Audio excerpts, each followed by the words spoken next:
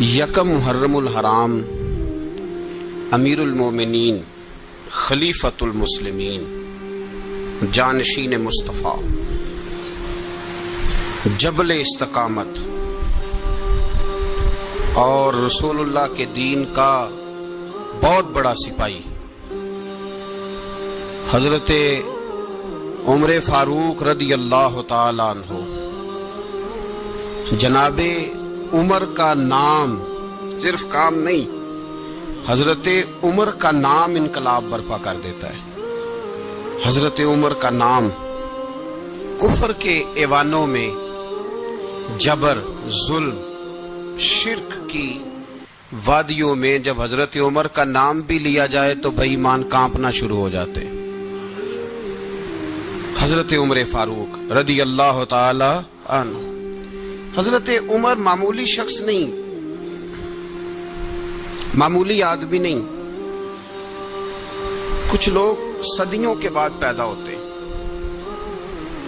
اور کچھ لوگ ایسے ہوتے ہیں جو ایک ہی بار پیدا ہوتے ہیں، ان جیسا دوسرا پیدا ہوتا ہی نہیں، دوسرا ان طرح کا پیدا ہوتا ہی۔ حضرت عمر رضی اللہ تعالی عنہ جیسی شخصیات پیدا ہی نہیں ہوتی دوبارہ۔ سارے صحابہ در رسالت مآب پہ خود آئے۔ یہ وہ عظیم شخص ہے جسے اللہ کے محبوب نے اللہ سے مانگ کے لیا، کہا اے اللہ یہ مجھے دے دے، اللہ سے مانگ کے لیا ہے۔ اس لیے صوفیاء کہتے ہیں کچھ مرید ہوتے ہیں، کچھ مراد ہوتے ہیں، کچھ مرید ہوتے ہیں، کچھ مراد ہوتے ہیں۔ مرید وہ ہوتا ہے جو چل کے آتا ہے، آ کے مرید ہوتا ہے۔ مراد وہ ہوتا ہے جسے کہا جاتا ہے کہ یہ کبھی میرا بن جائے نا، یہ کبھی آ جائے نا، میرا بن جائے، اس کو مراد کہتے ہیں۔ حضرت عمر مصطفیٰ کریم کی مراد ہیں، حضور کی مراد ہے۔ اللہم اعز الاسلام بے اسلام عمر ابن خطاب، اے اللہ اسلام کو عزت دے دے، میرے عمر کو کلمہ پڑھنے کی توفیق عطا فرما دے۔ اور کیسے دعا مانگی؟ وہ یار حضرت عمر کی تو اس فضیلت کا کوئی جواب نہیں دے سکتا، میرے رسول پاک علیہ السلام سب کے لیے ہی دعا مانگتے ہیں نا، حضور کی دعا عام ہے، لیکن مصطفیٰ کریم نے کعبے کا غلاف تھام لیا اور غلاف کعبہ کو حضور نے سینے سے لپٹایا اور سینے سے چمٹا کے کہا اے اللہ میں نے تو کبھی سوال ہی زیادہ نہیں کیے، میں کرنے آیا ہوں، مجھے عمر دے دے، عمر دے دے۔ حضور نے مانگ کے لیا۔ اور پھر جب جس کو حضور مانگے اللہ سے کہ حضرت عمر رضی اللہ تعالیٰ عنہ کا آج یوم شہادت ہے، میرا تو دل کرتا تھا کہ فجر سے باتیں شروع ہوں اور سارا دن ہی عمر کی باتیں ہوتی رہیں، سارا دن جناب عمر کی باتیں، سارا دن، اس لیے کہ ذکر جناب عمر کا ہوگا پر راضی اللہ کے رسول ہوں گے صلی اللہ، تو جاگ کے بیٹھے، خوش ہو کے بیٹھے۔ ہمارے ہاں منایا ہی نہیں جاتا، بابے اللہ کی تا ساؤن بھادروں اسو کتا تے منڈے جنوری فروری، تو اسلامی سال بھی گیا اور وہ تاریخیں بھی ساری گئیں۔ یکم محرم امت مسلمہ کے لیے بہت بڑا دن ہے، بہت بڑا دن۔ یہ شہادت ہے حضرت عمر فاروق کی رضی اللہ تعالی عنہ۔ یہاں چھوٹی چھوٹی باتوں پہ گورنمنٹ چھٹی کرتی پھرتی ہے، چھوٹی چھوٹی باتوں، الیکشن ہو گیا تو چھٹی، فلاں جگہ پہ تھوڑا سا کسی نے خبر دے دی کہ کوئی پریشانی ہے تو چھٹی، فلاں جگہ یہ ہو گیا تو چھٹی، یہاں تک کہ فلاں وزیر صاحب فلاں علاقے میں آئیں گے تو سارے علاقے کو چھٹی۔ اور اب تو اس سے بڑا حال ہونے لگا ہے، اگر جن لوگوں کی سندھ میں حکومت ہے ان کے لیڈر کا دن آیا تو اس دن چھٹی، اور جن کی پنجاب میں حکومت ہے ان کا دن آیا تو چھٹی۔ ہمارا مطالبہ ہے حکومت پاکستان سے، اگر سر اٹھا کے جینا چاہتے ہو تو یکم محرم کو چھٹی کیا کرو، اگر سر اٹھا کے جینا چاہتے ہو تو یکم محرم کو چھٹی کرو جناب عمر کے دن، اور ملت کے جوانوں کو بتاؤ کہ اگر عزت کی زندگی جینا چاہتے ہو تو اس طرح جیو جس طرح فاروق اعظم جی کے گئے ہیں۔ عزت اور وقار کی زندگی، جمہوریت حضرت عمر سے سیکھنی پڑے گی، حکومت کرنے کے طریقے حضرت عمر سے، رعایا کو سیکھنا پڑے گا کہ امیر کس طرح بنایا جاتا ہے اور امیر کس طرح کے ہوتے ہیں۔ یہاں لوگ ہمیں یورپ کی مثالیں دیتے ہیں لوگ یہاں ہمیں آ کر کے امریکہ کی مثال، انہیں کیا پتا حکومت کیا ہوتی ہے؟ وہ کہتے ہیں جی وہ سائیکل پہ جاتا ہے ان کا حکمران۔ میں نے کہا وہ سائیکل پہ جاتا ہے؟ میرے عمر فاروق مدینے سے مکے گئے تھے تو پیدل ہی حج کرنے چلے گئے، پیدل ہی۔ اور جناب عمر فاروق رضی اللہ تعالیٰ عنہ عید کی نماز پڑھانے گئے، عید کی نماز عمر خطبہ عید دینے گئے۔ اور اس زمانے میں کون سا غریب ہے جو ننگے پاؤں جاتا ہو؟ کون سا غریب ہے جو مسجد ننگے پاؤں جاتا ہو؟ لوگوں نے تو 3 قسم کی چپلیں رکھی ہوئی ہیں، ایک مسجد جانے کی علیحدہ ہے، گھر پہننے کی علیحدہ ہے، شادی بیاہ پہ جانے کی چپل علیحدہ ہے۔ حضرت عمر فاروق رضی اللہ تعالیٰ عنہ نکلے عید کا خطبہ دینے کے لیے، تو بیوی سے کہنے لگے جوتا۔ اس نے کہا صاحب اتنی دفعہ ٹوٹا ہے اب گانٹھا نہیں جا سکتا، اتنی دفعہ ٹوٹا ہے کہ اب دوبارہ پیمند نہیں لگ سکتے۔ تو حضرت عمر کہنے لگے چل کوئی حرج نہیں ہے، بغیر جوتے کے ننگے پیر ہی چلتے ہیں، کوئی حرج نہیں۔ تو کہنے لگے لوگ کیا کہیں گے؟ فرمایا چپ کر۔ لوگ جس دن عمر نے یہ دیکھ لیا نا لوگ اس کے بارے میں کیا کہتے ہیں، اس دن عمر نہیں رہے گا۔ تو کہا پھر آپ کا نظریہ کیا ہے؟ فرمایا میرا نظریہ یہ ہے کہ رب رسول میرے بارے میں کیا کہتے ہیں، لوگوں کا کیا ہے؟ لوگ کل کسی کے بارے میں کچھ کہتے ہیں اور پرسوں کچھ کہتے ہیں، میرا نظریہ یہ ہے کہ رب رسول میرے بارے میں ننگے پیر عمر جا رہے ہیں۔ کون جی؟ میں بڑا ماڑا۔ اچھا جناب کیا غربت ہے؟ 10 قسم کے جوڑے لٹکے ہوئے ہیں کمرے میں اور پہننے کی فرصت نہیں، سویرے کیا پہننا ہے شام کیا پہننا ہے، 15 سوٹ کٹھے استری ہو کے لانڈری والا بھیج رہا ہے، اور تو غریب ہے، تو بہت بڑا غریب ہے۔ اس لیے کہ غربت پیسوں کی وجہ سے نہیں ہوتی، غربت تو دل کی ہوتی ہے۔ تو واقعی بڑا غریب ہے اور تو غریب ہی رہے گا۔ امیر تو عمر فاروق تھے جو ننگے پاؤں چلے گئے عید کی نماز پڑھانے، تو رستے میں جو ملا کہنے لگا عمر جوتا تو پہن لو۔ فرمایا تمہیں عمر کا جوتا نہ پہننے کا نقص تو نظر آیا ہے، کوئی حرج نہیں۔ اگر عمر کو کبھی بتانا ہوا تو وہ والا نقص بتانا جو عمر کی سیرت میں پیدا ہو، کردار میں پیدا ہو، وہ والا نقص بتانا۔ یہ چھوڑو جوتے آتے جاتے رہتے، ننگے پاؤں گئے، پاؤں دھوئے، نماز پڑھائی، لوٹ آئے۔ او بھائی یہاں تو ہمارا بناؤ سنگار اترنا، جتنی توجہ کپڑوں کی طرف ہے اتنی توجہ کبھی ہماری علم کی طرف ہوتی نا، جتنا ذوق شوق ہمارا بناؤ سنگار کی جانب ہے، اتنا بناؤ سنگار کبھی ہمارا اخلاقیات کی جانب ہوتا تو معاملات بڑی حد تک سنورے ہوئے ہوتے۔ حضرت سیدنا فاروق اعظم رضی اللہ تعالی اپنی زندگی کو ترتیب دیا، ایک دن بھی خلافت نہیں مانگی اللہ سے۔ حضرت عوف بن مالک اشجعی ایک صحابی ہیں، حضرت عوف بن مالک رضی اللہ تعالیٰ عنہ فرماتے ہیں کہ جناب ابو بکر صدیق کا زمانہ تھا تو میں نے خواب دیکھا، میں نے خواب میں جناب عمر کو دیکھا، اور میں نے دیکھا کہ کوئی کہنے والا کہہ رہا ہے کہ عمر وہ ہے کہ اللہ کے رستے میں کوئی اسے جتنا مرضی برا بھلا کہے یہ پرواہ نہیں کرتا۔ کس کے رستے میں؟ بولے سارے۔ اس کا مطلب ہے اللہ کے رستے میں لوگ برا بھلا بھی، قرآن مجید نے کہا وَلَا يَخَافُونَ لَوْمَةَ لَائِمٍ، کچھ لوگ ایسے ہیں جو برا بھلا کہنے والوں کی پرواہ نہیں کرتے۔ آپ یقین کریں اگر پرواہ شروع ہو جائے نا تو دین کا کام ختم ہو جائے، نہ کوئی تقریر کرے، نہ کوئی تدریس کرے، نہ کوئی پیری مریدی کرے، ختم ہو جائے اگر باتوں کی پرواہ ہو۔ لیکن وہ پرواہ، حضرت عوف بن مالک اشجعی کہتے ہیں میں نے خواب میں دیکھا کہ عمر وہ ہے جو کسی کی پرواہ، اور دوسری بات میں نے یہ دیکھی کہ عمر خلیفہ بنے گا، اور تیسری بات میں نے خواب میں یہ دیکھی کہ عمر شہید بھی کیا جائے گا، عمر شہید بھی ہوگا۔ یہ میں نے 3 باتیں خواب میں دیکھی۔ فرماتے ہیں میں نے آ کے خواب حضرت ابو بکر صدیق کو سنائی، وہ خلیفہ تھے۔ وہ کہنے لگے ٹھہر جا، میں عمر کو بلاتا ہوں، اس کے سامنے دوبارہ سنانا، اس کے سامنے۔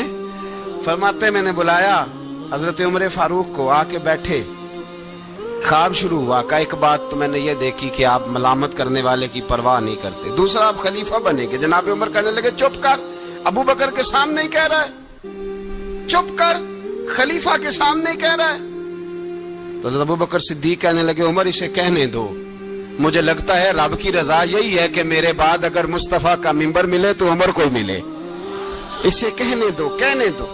یار یہاں تو لوگ ڈینگے مارتے ہیں، یہاں تو لوگ دعوے کرتے میرے سامنے فلانے کو بھی بٹھاؤ، فلانے کو بھی بٹھاؤ، اس کو کیا پتا، اس کو کیا پتا، یہ تو بڑکے مارنے کا دور ہے۔ حضرت عمر رضی اللہ تعالیٰ عنہ کو تیسری بات کہی، حضرت عوف بن مالک نے کہا آپ شہید کیے جائیں گے، میں نے خواب دیکھی ہے۔ نیک لوگوں کے خواب بڑی حد تک سچے ہوتے ہیں، کہا میں نے خواب دیکھی ہے۔ تو حضرت عمر کہنے لگے شہید تو دلیر لوگ ہوتے ہیں، شہید تو دلیر، جسے سارا زمانہ دلیر کہہ رہا ہے وہ اپنے بارے میں کیا کہہ رہے ہیں، کہتے ہیں شہید تو دلیر، میں تو کاہل سا آدمی ہوں، سست آدمی ہوں، میں تو اتنا کام ہی نہیں کرتا، تو یہ خواب تو نے جو ٹھیک ہے دیکھا ہے نا پھر سے دیکھنا۔ تو ابو بکر صدیق فرمانے لگے عاجزی نہ کر، انکساری نہ کر، تو جو کہہ رہا ہے ٹھیک کہہ رہا ہے، لیکن مجھے سن کے شکر بھی ہوا ہے اور افسوس بھی ہوا ہے۔ افسوس اس بات کا کہ تیرے جیسا بطل عظیم چلا جائے گا، اور شکر اس بات کا کہ رب تجھے زندگی بھی اعزاز والی دے گا، اور شہادت کی موت دے کے اللہ تجھے موت بھی عزت والی عطا فرمائے گا۔ اللہ موت بھی تجھے عزت والی دے گا، تجھے کاہلوں جیسی موت اللہ۔ حضرت فاروق اعظم رضی اللہ، او بھائی یہاں تو اس زمانے کا سب سے بڑا مسئلہ پروٹوکول ہے۔ لوگوں کو پتا ہوتا ہے کامل پیر ہے، کامل مرشد ہے، لوگ نہیں جاتے۔ میں کسی کا مرید ہو جاؤں، میرا پروٹوکول کدھر گیا؟ پتا ہوتا ہے یہ کامل استاد ہے، میں اس کے پاس بیٹھوں گا تو میری تربیت کرے گا، لیکن لوگ شاگرد نہیں بنتے، میں کدھر گئی؟ یہ جو پروٹوکول کی مصیبت ہے نا، اس نے بڑے بڑے لوگ زیرو کر دیے، بڑے بڑے لوگ۔ اور یہ مت سمجھے کہ آپ کا وزیر اعظم پروٹوکول لیتا ہے یا آپ کا صدر پروٹوکول، وزراء، ایسی کوئی بات نہیں۔ ہم چھوٹے طبقے سے لے کر بڑے سارے پروٹوکول کے قائل ہیں۔ ہمارا تو داماد بھی کہتا ہے کہ مجھے پوچھا نہیں میں تمہارے گھر کیوں آؤں۔ ہمارا تو بھائی ہر شخص اعلان کرتا ہے پروٹوکول کا، فلانے نے عزت نہیں دی تو واپس آ جاؤ، فلانے نے سلوٹ نہیں کیا تو واپس آ جاؤ۔ لوگ جہاں سلوٹ کرنا چاہیے وہاں بھی سلوٹ کرانے کے قائل ہیں، پر حضرت عمر رضی اللہ تعالی، حضرت عمر کی سادگی اور پھر جناب عمر کی عاجزی، جب انسان اپنے اوپر سوار کر لیتا ہے نا، سوار کر لیتا ہے، میں بدکار پرانا خادم، کسے در ملی نی ٹوئی، تے واصف یار نے نظر جو کی تھی تے واصف ہی۔ میں اکثر سوچتا ہوں حضور نے جہاں بھی کہا نا، فرمایا میرے بعد نبی ہوتے تو خطاب کے بیٹے عمر ہوتے۔ حضور نے فرمایا عمر جس رستے سے جاتا ہے شیطان وہ رستہ بدل جاتا ہے۔ نبی پاک صلی اللہ علیہ وسلم نے فرمایا میرا عمر وہ ہے کہ اس کی زبان پر حق جاری ہے۔ حضور علیہ الصلوۃ والسلام نے فرمایا 950 سال حضرت جبریل میرے عمر کی شان بیان کریں تو ان کی عظمت ختم نہیں ہوتی۔ 950 سال جبریل عظمت بیان کرے تو ختم نہیں ہوتی۔ یہ بات ہے حضرت عمر کی، اور فرمایا عمر ابو بکر کی نیکیوں میں سے ایک نیکی ہے، یہ شان ہے اب عمر فاروق رضی اللہ تعالیٰ عنہ کی۔ حضور نے فرمایا میرے بعد نبی ہوتے تو عمر ہوتے، جس گلی سے عمر آئے شیطان رستہ بدل جائے۔ میرے عمر فاروق کی شان 950 سال بیان ہو تو ختم نہ ہو۔ عمر کی زبان پر اللہ حق بیان کرتا ہے، جو عمر کہتا ہے وہی رب کر دیتا ہے۔ حضور ساری زندگی فضیلتیں بیان کرتے رہے، عمر جواب میں کیا کہتے ہیں؟ کوئی بتائے نا کہ یہ والی حدیثیں کبھی عمر نے بھی روایت کی ہوں کہ حضور نے میرے بارے میں یہ کہا ہے۔ یہ روایتیں وہ روایت نہیں کرتے، ان سے جب لوگ کہتے عمر تیری بڑی بات ہے تو عمر رو پڑتے، کہتے میں تو اونٹ چرانے والے باپ کا بیٹا ہوں، میں تو اونٹ چرانے والے باپ کا بیٹا، اونٹ چرا۔ اس سے آگے عمر گئے ہی نہیں ساری زندگی، اس سے آگے لفظ ہی نہیں ادا کی۔ اور میں تو بھائی اونٹ چرانے والا، میرا باپ تو اونٹ چرایا کرتا تھا، 10 اونٹ تھے، میری ڈیوٹی ہوتی تھی، سنبھالے نہیں جاتے تھے، ابا ڈنڈوں سے مارتا تھا۔ ساری زندگی عمر حج کرنے گئے، ایک خشک تنا کھجور کا عمر فاروق رضی اللہ تعالیٰ عنہ نے اس کو اپنے کلاوے میں لیا، رونے لگے۔ لوگوں نے کہا عمر کیا ہوا؟ فرمانے لگے یہاں میں اونٹ چرایا کرتا تھا، یہاں میں اونٹ چراتا تھا، 10 اونٹ سنبھالے نہیں جاتے تھے۔ دیکھو رسول اللہ کی شان، آج ساری امت چلانے کا طریقہ عطا فرما دیا ہے، ساری نظریے سے پیار۔ یار پیسہ کس کو برا لگتا ہے؟ آپ جس آدمی کی 50 کروڑ کی پراپرٹی ہے اس کو پوچھیں سب سے غریب، آپ کو وہی نظر آئے گا۔ وہ کہے گا میں ٹائٹ ہوں. حالات بڑے میں کئی باری پوچھے انہوں نے، میں کہتا ترجمہ بھی 10 چھڑو کی ہمیں تو سمجھ نہیں آتی. اور ٹائٹ حالات کون سے ہوتے ہیں جی؟ جس آدمی کا کروڑوں میں کاروبار ہے نا، اس کو آپ چھیڑے وہ رونے لگ جائے گا. رونے تو کئی میں نے ایسے دیکھے ہیں، کرائے کا مکان ہے، ان سے پوچھے صاحب کیا حال ہے، تو کہتے ہیں جتنی اللہ نے شان والی زندگی ہمیں عطا کی ہے کسی کو نہیں دی ہوئی. اس کا مطلب ہے خوشی بھی یہی ہے اور غم بھی یہی. اندر سے خوشی ہے، اندر سے ہی. تو نے اگر راضی رہنا ہے تو ادھر سے رہنا ہے، ناراض رہنا ہے تو بس اپنے آپ کو خوش رکھے گا تو ہو جائے گا. سارے صحابہ مل کے آئے، کہنے لگے عمر فاروق سے کہنا ہے نبی پاک کے زمانے میں تو ظاہراً غربت تھی، ابو بکر کے دور میں بھی غربت تھی، اب تو بڑا مال ہے. عمر سے سفارش کرو کہ عمر نیا کرتا پہنا کرے. ملکوں کے سفیر آتے، عمر وہی پھٹی پرانی چادر اوڑھ کے اور وہی کئی جگہ پہ پیوند لگے سوٹ پہن کے سفیروں کے سامنے بیٹھ جاتا ہے. عمر کو مشورہ دو، طے ہو گئی بات. سب نے جب مشورہ دے لیا تو سارے کہنے لگے یہ بتاؤ شیر کی مونچھ کو ہاتھ کون لگائے گا؟ کہنا کس نے ہے؟ بندہ بھی تو ڈھونڈو نا. نے کہا جناب میرا یہ خیال ہے کہ مولا علی شیر خدا کہیں گے، کیونکہ جس شخص کی عمر کو سب سے زیادہ حیا کرتے دیکھا وہ شیر خدا مولا علی ہے رضی اللہ تعالی. علی کہیں گے اس لیے کہ جناب علی تو کئی دفعہ جب گفتگو کرتے تھے تو حضرت عمر چپ کر جاتے تھے اور فرماتے تھے علی نہ ہوتا تو میں ہلاک ہو جاتا. تو کہا علی سے کہو. جناب علی شیر خدا کو بلایا. کس کام کے لیے جی؟ اللہ اکبر. یہ ذرا اپنے اس دور پہ اس بات کو ذرا لاکا جناب ان سے کہیں کہ زیادہ نہیں، ایک کرتا نیا پہن لے. سفیر آتے ہیں، وزیر آتے ہیں تو ایک کرتا نیا پہن لے. حضرت علی کو بلایا. آپ فرمانے لگے کوئی اور بات ہوتی تو میں کہہ دیتا، یہ والی میں نہیں کہہ سکتا. کوئی اور ہوتی تو میں عمر کو کئی دفعہ کہہ دیتا ہوں، جلال میں بھی تو سن، یہ والی میں نہیں کہہ سکتا. میں تمہیں ایک مشورہ دیتا ہوں. کہا وہ کیا؟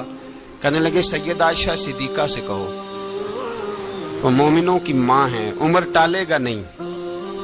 اماں جی سے جا کے کہا اماں جی نیا کرتا عمر سے کہیں پہن لیں. وزیر آتے ہیں، بڑے بڑے لوگ، تو چلو کوئی حرج نہیں. اماں جی نے کہا اچھا کوئی بات نہیں میں بلا لیتی ہوں. جناب عائشہ نے پیغام بھیجا.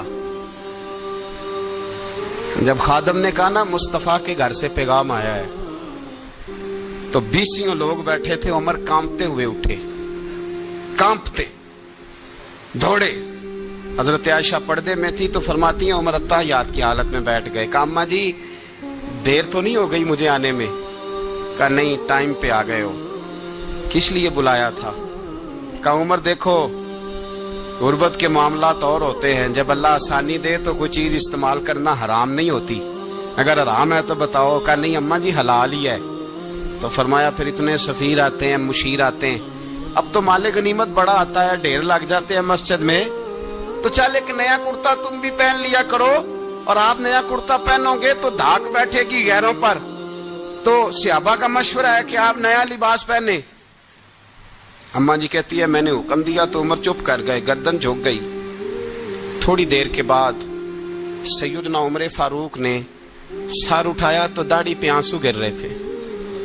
رو پڑے، کہنے لگے پاک محبوب کی پاک بیوی جیسے حکم کرتی ہو میں حاضر ہوں، پر مجھے وہ والا لباس پہنانا جو میرے مصطفیٰ نے پسند فرمایا ہے. اگر یہ رنگ رسول پاک کا ہے تو میں حاضر ہوں، اور اگر نبی پاک کا نہیں تو پھر جیسے آپ حکم کریں. جناب عائشہ کہتے ہیں عمر روئے تو میں زیادہ روئی، میرا پلو بھیگ گیا آنسوؤں سے. میں نے کہا عمر آپ جائیے. عمر یوں نکلے تو جو صحابہ کھڑے تھے وہ کونے میں تھے، سارے آ گئے. کہا اماں جی کیا بنا؟ فرمایا بھائی تم سب جو باتیں کہتے ہو وہ اپنی جگہ ٹھیک ہیں، پر عمر جو بات کرتا ہے وہ سب سے زیادہ ٹھیک ہے. عمر جس پہلو پر بات کرتا ہے وہ یار ایسی عاجزی، ایسا رنگ، ایسا انداز، ایسا طرز حیات، ایسی زندگی. اولاد کے معاملے میں لوگ بزدل ہو جاتے ہیں، بزدل. پر حضرت عمر کا بیٹا مصر گیا، وہاں سے کمائی کر کے لایا، تجارت کرنے گیا، لاکھوں کا مال. کون سا باپ ہے دنیا میں جس کا بیٹا باہر سے پیسے لے کے آئے تو ابا تفصیل پوچھے کہ بیٹا کہاں سے کمائے، کہاں سے لایا، کتنے ملے، کیوں آئے؟ کون سا باپ تفصیل پوچھتا ہے؟ ابا تو کہتا لا صحیح. اور तारीफें करता है, मेरा बेटा बड़ी कमाई करता है। कभी पूछा है उससे कि ड्यूटी सही देता है कि नहीं? कभी पूछा है कि तू ईमानदारी की रोजी लाता है कि हराम की कमाता है? ये बाप की जिम्मेदारी है, ये अम्मा की जिम्मेदारी है। फिर कहता है बीमारी कैसे आ गई, परेशानी कैसे आ गई? तूने कभी सवाल किया अपनी औलाद से? हजरत उमर फारूक रजी अल्लाह ताला अन्हु का बेटा मिस्र से पैसे कमा के लाया तो जनाब उमर ने बुलाया, फरमाया बेटे इतनी तो तेरे पास राशि ही नहीं थी, थोड़े से तो तू पैसे लेके गया था, इतनी कमाई कैसे हो गई? इतने तो पैसे नहीं थे साहब, कहां से कमाई लाए?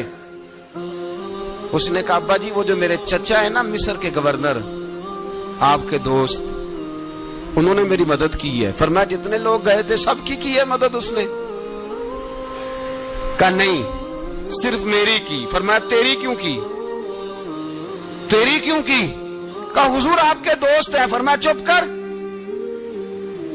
हुजूर उन्होंने मुझे इतने पैसे दिए, मैंने कारोबार में डाले तो नफा आया तो मैं उनकी रकम दे के। फरमाया खामोश हो जा, बाकी जितने लोग गए थे सबकी मदद की उसने? कहा नहीं हुजूर सिर्फ मेरी की। फरमाया उसने तेरी मदद नहीं की, उसने खलीफा के बेटे की मदद की, इसलिए कि वो खलीफा को अपने हक में नरम कर सके। फरमाया आधा माल तेरा है, आधा माले गनीमत का है, माले खजाना का है, मुसलमानों का है, इसलिए कि तू जो वहां से माल कमा के लाया है वो अपने बाप के खलीफा होने की वजह से कमा के लाया है, लिहाजा रख इधर। यहां कहते हैं किधर से आया, कैसे आया, कौन सा हिसाब दें, क्या करें? ओ भाई हजरत उमर रज़ी अल्लाह ताला अन्हु का अपनी औलाद के बारे में ये रंग है। एक जंग से ना खुशबू आई, खुशबू बड़ी महंगी होती थी, अरब में खुशबू आज भी बड़ी महंगी है, वो ज्यादा इस्तेमाल करते हैं। मेरी बातों की समझ आ रही है मेरे भाइयों? बड़ी महंगी खुशबू थी। जब वो खुशबू आई तो हजरत उमर ने कहा, घर में पहले पहुंची हजरत उमर के, चूंकि ज्यादा औरतें इस्तेमाल करती थी घर के अंदर खुशबू, मर्द भी लगाते थे। हजरत उमर ने अपनी बीवी से कहा, आपकी ज़ौजा तो थी वो बड़ी खुशबू को पसंद करती थी। हजरत उमर ने अपनी ज़ौजा से कहा कि खुशबू लाओ, मैंने एक औरत की ड्यूटी लगाई है, वो खुशबू तोल तोल के ना तो हिस्सा बराबर सहाबा में बांट देगी। तो आपकी ज़ौजा कहने लगी किसी बीबी की ड्यूटी लगाने की क्या जरूरत थी, मैं जो मौजूद थी मैं बांट देती हूं तोल के हिस्सा बराबर। आपने फरमाया नहीं तू रहने दे, और फलानी बीबी बांटेगी। कहा हुजूर मैंने भी बांटनी है, मेरे पे कुछ हक है? आपने फरमाया नहीं तू तफसील ना पूछ, तू खुशबू दे दे, कोई और बांटेगी। खातूने खाना थी ना, कहने लगी नहीं मुझे भी आज आपको बताना ही पड़ेगा कि कोई जो बांट सकती है तो मैं क्यों नहीं बांट सकती? ज़ौजा कहती उमर ने बात की तो मेरी चीखें निकल गई। हजरत उमर फरमाने लगे जब तू खुशबू बांटेगी ना तेरे हाथों को भी लगेगी, तेरे दुपट्टों को भी लग जाएगी। अगर रब करीम ने मुझसे सवाल पूछा कि उमर खुशबू तो मुसलमानों की थी, तेरी बीवी के दुपट्टे को क्यों लग गई, तो मैं अल्लाह के हुजूर क्या जवाब दूंगा?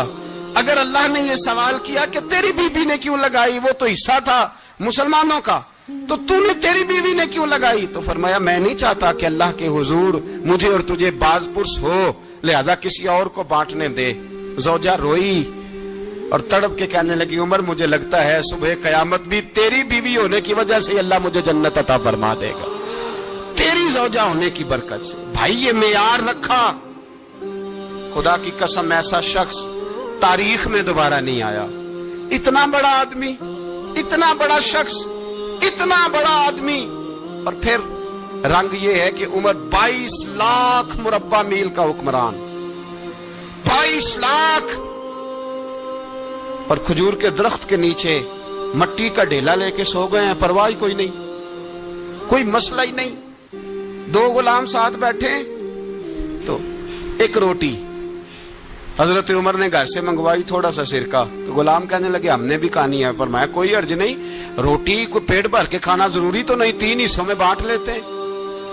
एक आदमी आया हुआ था मिस्र का रहने वाला मिलने के लिए, उसने पूछा उमर किधर है, तो कहा वो उधर जाओ मस्जिद में बैठे होंगे, और वापस आया तो कहने लगा वहां तो 3 गुलाम बैठे हैं, एक रोटी बांट बांट के खा रहे हैं, लगता है कई दिनों से रोटी नहीं मिली। कहा 3 गुलाम तो कोई नहीं, वहां 2 ही थे, तीसरे तो अमीरुल मोमिनीन थे। उसने कहा नहीं नहीं 3 गुलाम हैं, कपड़े भी एक तरह के पहने हुए, बल्कि 2 के तो फिर सही है, तीसरे के तो ज्यादा माड़े हैं, कपड़े भी एक तरह के, खाना पीना भी एक तरह का, और उनका نشست برخاست بھی ایک طرح کی ہے، لہذا کوئی فرق نہیں۔ حضرت ابو ہریرہ کہتے ہیں میں لے کے آیا اور جناب عمر کو جب میں نے کچی زمین میں تامت سمیٹ بیٹھے دیکھا تو میں رو پڑا۔ میں نے اس مصر سے آنے والے کو کہا تو اس کے جلوے دیکھ، اگر اس کی ذات میں اتنا حسن ہے تو محمد عربی کا مقام کیا ہوگا۔ یہ مقام غور ہے، مقام غور۔ 10 محرم کو لوگ دیگے پکائیں گے نا، نہیں پکانی ہے، کوئی بول دے نہیں، ہاں نہ نہیں کر دے، پروگرام بدلیا تو نہیں دی عید کی کہ وہ ایک اب کام شروع ہوا ہے لاسٹ ایٹ ہونے والا، کیوں جی پکنی ہے نا دیکھیں 10 محرم کو انشاءاللہ تعالی، ہم بھی پکائیں گے انشاءاللہ، یہاں بھی پروگرام ہوگا۔ تو 10 محرم کو جو دیگ پکنی ہے تو ایسا نہیں ہو سکتا کہ 1 محرم کو حضرت عمر کے نام کی بھی کوئی پک جائے۔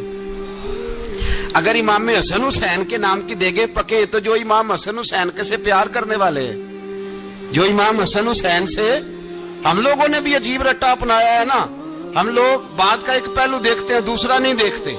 حضرت امام حسن اور حسین کو بھی نبی پاک نے شہید کہا اور جناب عمر کو بھی رسول اللہ نے خود شہید فرمایا، فرمایا شہید ہے، خود فرمایا اپنی زبان سے کہ یہ شہید ہے، خود میرا عمر شہید ہے۔ تو ان کے نام کی دیگ نہیں پکنی چاہیے، اس طرف نہیں ہماری توجہ ہونی چاہیے۔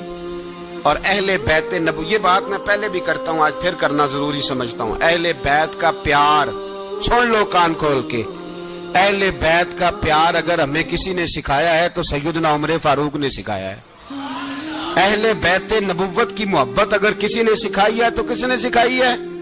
بول کے بتائیے، حضرت عمر نے۔ اہل بیت کا پیار ہمیں حضرت عمر نے بول کر کے سکھایا ہے۔ بھائی یاد رکھیں،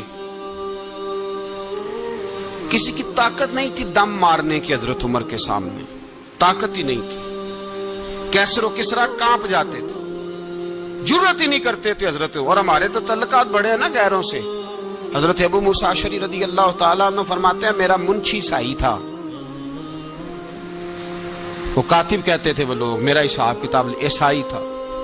تو فرماتے ہیں ایک دن میں نے وہ سارا حساب کتاب لین دین کے حضرت عمر کو دکھائے تو فرمانے لگے جس نے لکھے ہیں اس کو بلاؤ۔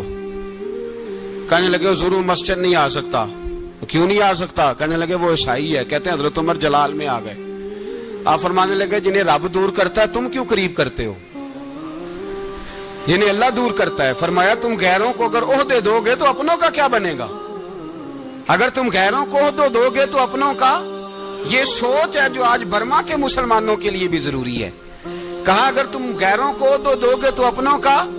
ہم نے غیروں کو عہدے دیے تو دیکھا نا اپنے کس طرح کاٹے جا رہے ہیں۔ غیروں کو جو عہدے دے دیے یرانے سارے غیروں سے، روز دعویٰ ہوتا ہے چین ہمارا سجن ہے، چین ہمارا دوست ہے۔ او بھائی دوست ہے تو اس سے کہو نا کہ برما تو تمہاری ایک چھوٹی سی ریاست ہے، چین کے بغیر تو وہ سانس بھی نہیں لے سکتا، اس کو کہو نا اس حکومت پہ دباؤ ڈالے۔ لیکن ہم لوگوں نے غیروں کو عہدے دیے تو اپنے پس گئے۔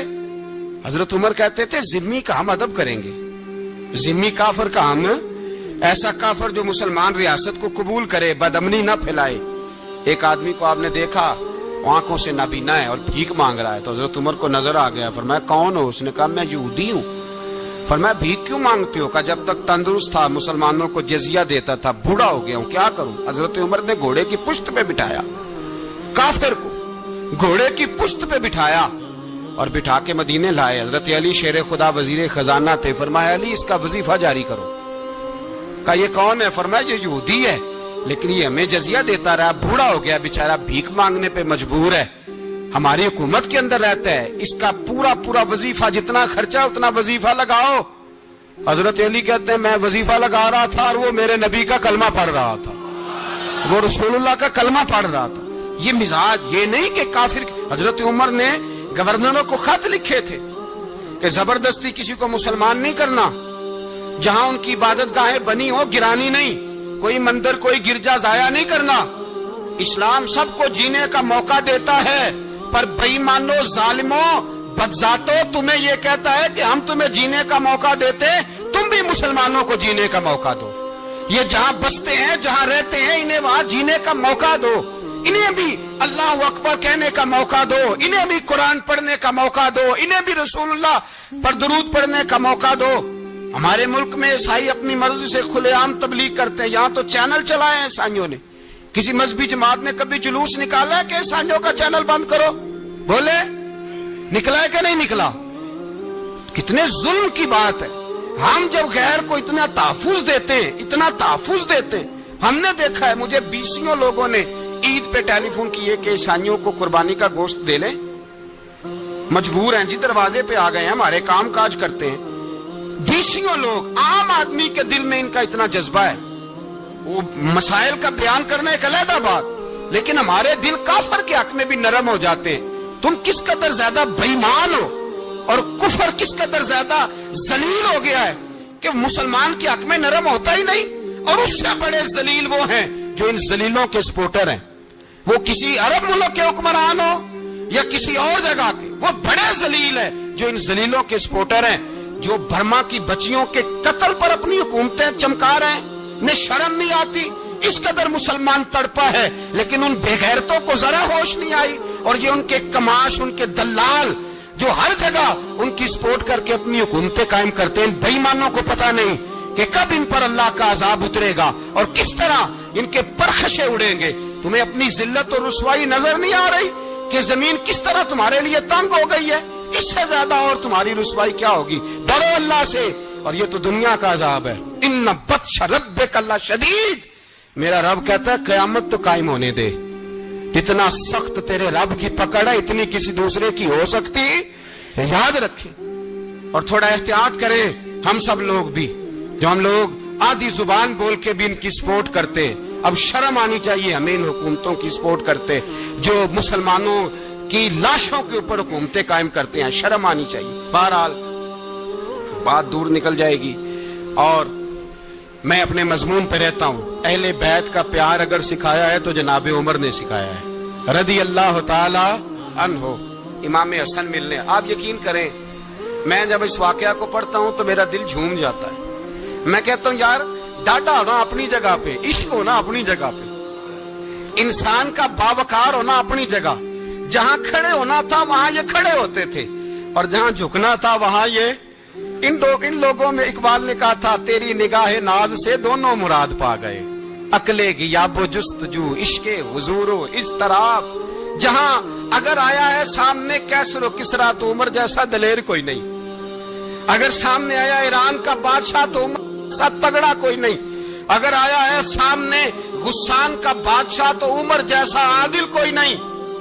لیکن اگر علی کا بیٹا آیا ہے، اگر فاطمہ کے لال پارے آئے ہیں، تو پھر فاروق اعظم سے جیسا محب کوئی نہیں، پھر ان سے جیسا پیار کرنے والا کوئی نہیں. اندر بیٹھے ہیں جناب عمر، اندر تنہائی میں کچھ وزیروں سے گفتگو ہو رہی ہے، میٹنگیں جاری ہیں. آپ کے بیٹے ملنے آئے جناب عبداللہ ابن عمر. ابا جی ملنے آئے. بات ٹھہرو، بات کر رہا ہوں، کوئی نہ اندر آئے. صاحبزادہ باہر کھڑا ہے. تھوڑی دیر گزری تو امام حسن بھی آ گئے. کون آئے؟ آپ کو جو ملے گا امام صاحب کا نام لینے سے، وہ سردار ہیں جنتیوں. کون آئے؟ سارے بولیے. امام حسن. تیری نسل پاک میں ہے بچہ بچہ نور کا، تو ہے نے نور تیرا سب کرانا. امام حسن آئے تو حضرت عبداللہ ابن عمر کو دروازے پہ کھڑے دیکھا. کہا امیر المومنین کہاں ہیں؟ کہنے لگے حضرت عمر کے بیٹے. کہنے لگے وہ اندر بیٹھے، کچھ میٹنگ ہو رہی ہے اور انہوں نے کہا کوئی اندر نہ آئے، لیکن آپ جانا چاہیں تو چلے جائیں. آپ جانا چاہیں تو، تیری نسل پاک میں ہے بچہ بچہ نور، آپ جانا چاہیں تو چلے جائیں. تو انہوں نے کہا جب آپ باہر کھڑے ہیں تو مجھے کوئی اتنا ضروری کام نہیں، اور ابھی زور کی نماز تھوڑی دیر میں ہوگی، میں مسجد میں مل لوں گا امیر المومنین سے. یہ بات کہہ کے امام حسن چلے گئے. یار اتنی بڑی بات نہیں تھی، اتنی بڑی بات نہیں تھی.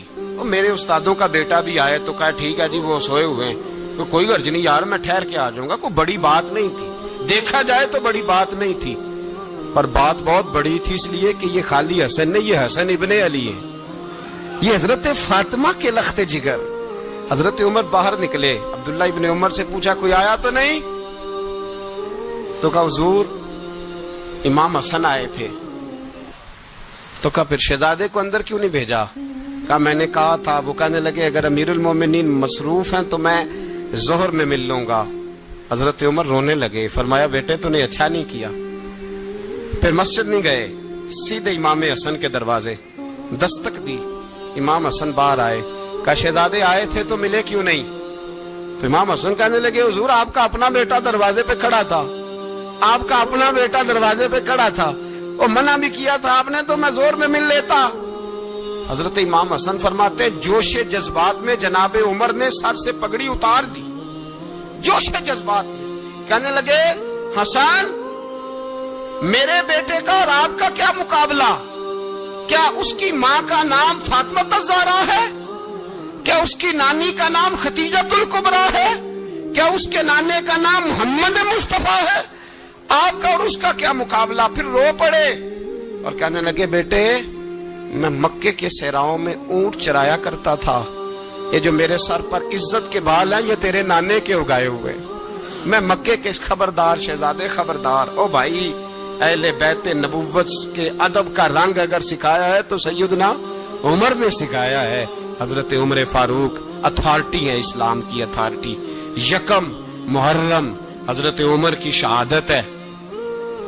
یہودی بول اٹھا، کافر بول اٹھا، اگر 6 مہینے عمر دنیا میں اور رہتے تو دنیا میں کوئی کافر موجود نہ ہوتا۔ 6 مہینے۔ اور جب اس بطل جلیل کا جنازہ اٹھا، اللہ بخاری پڑھیے نا، اللہم ارزقنا شہادت فی سبیلک، اللہ بسترے کی موت نہ دینا، شہادت کی دینا۔ عمر شہید ہوئے، مسجد نبی میں نماز پڑھاتے، اور جب جنازہ اٹھا تو مدینے کا پھر پیچھے جو دلیر بچے وہ مولا علی تھے۔ مولا علی جناب عمر کا جنازہ اٹھا تو سب سے پہلی ہائے جو نکلی وہ حضرت علی کی زبان سے نکلی، اور حضرت علی کی ساری داڑھی آنسوؤں سے بھر گئی۔ لوگوں نے کہا کہ علی کیا ہوا؟ فرمانے لگے تم دیکھ نہیں رہے جنازہ کس کا اٹھا ہے؟ پلٹ کے دیکھو تو صحیح، پتہ نہیں یہ کون گیا ہے۔ کہ حضور کیا ہوا؟ آپ فرمانے لگے عمر اس طرح کے کام کر کے گیا ہے، اب ان کے رستوں پہ کون چلے گا؟ کون اس کے جگر راہ وفا میں نقش ایسے چھوڑ آیا ہوں، میں جس منزل سے گزرا ہوں وہ اب تک یاد کرتی ہے۔ حضرت علی حضرت عمر کے جنازے پہ کھڑے ہو کے کہتے ہیں اللہ مجھے اس طرح کے عمل کرنے کی توفیق دے جس طرح کے عمر کر کے گیا۔ میرے بھائی بطل عزیز، بطل حریت حضرت عمر رضی اللہ تعالیٰ عنہ جو اپنی زندگی انقلاب والی گزار کے گئے۔ عمر جب دنیا سے گئے تو 80 دینار کا قرضہ تھا، 22 لاکھ مربع میل کا حکمران، اور اپنے بیٹے سے کہنے لگے بیٹے کوشش کرنا تیرے خاندان والے مل کے میرا قرضہ اتار دے، میری قبر پہ بوجھ نہ رہے، اور اگر خاندان والے مدد نہ کریں تو میرے دوستوں سے بات کرنا، وہ مدد نہ کریں تو پھر علی سے بات کرنا۔ ان کا پیار آپس میں اتنا اور تو اختلاف ثابت کر رہا ہے۔ 80 دینار کا قرضہ چھوڑ کر حضرت عمر دنیا سے گئے، اور جاتی دفعہ کہہ گئے میرے بعد میرے بچوں کو حکومت کے مشورے میں بھی شامل نہ کرنا، حکومت کے مشورے میں بھی میری اولاد شامل نہ ہو۔